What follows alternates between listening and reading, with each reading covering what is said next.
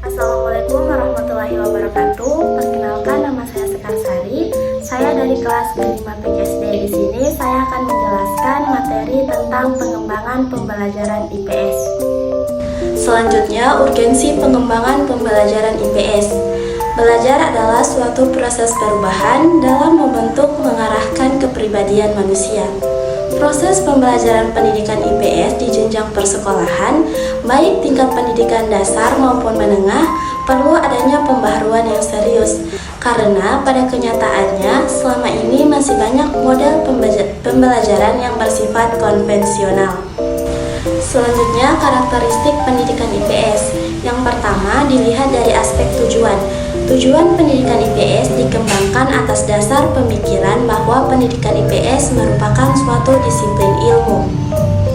Tujuan utama pembelajaran IPS adalah untuk membentuk dan mengembangkan pribadi warga negara yang baik.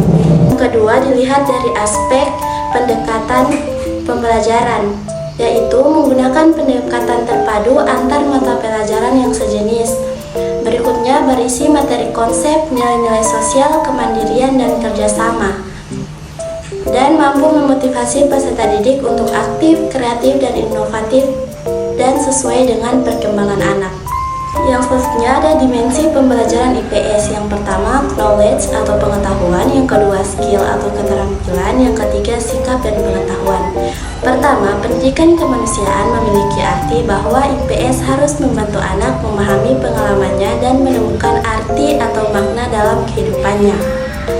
Tujuan pembelajaran IPS menurut Ken Worthy dalam Depdiknas tahun 2007, terdapat 3 karakteristik tujuan IPS, yaitu pertama, pendidikan kemanusiaan, pendidikan kewarganegaraan, dan pendidikan intelektual. Kedua, pendidikan kewarganegaraan mengandung arti bahwa siswa harus dipersiapkan untuk berpartisipasi secara aktif. Yang ketiga, pendidikan intelektual mengandung arti bahwa anak membutuhkan bimbingan dan arahan untuk memperoleh ide-ide yang analitis. Selanjutnya, peran IPS dalam meningkatkan keterampilan sosial peserta didik.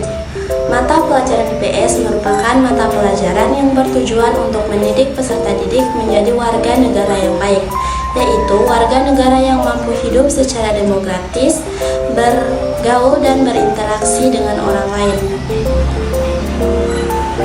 Peserta didik perlu menguasai pengetahuan yang berguna dalam membuat keputusan dan berinteraksi secara aktif dan efektif dalam masyarakat. Peserta didik perlu menguasai keterampilan akademik dan keterampilan sosial sehingga peserta didik selain cerdas dalam hal kognitif tetapi juga cerdas secara aktif.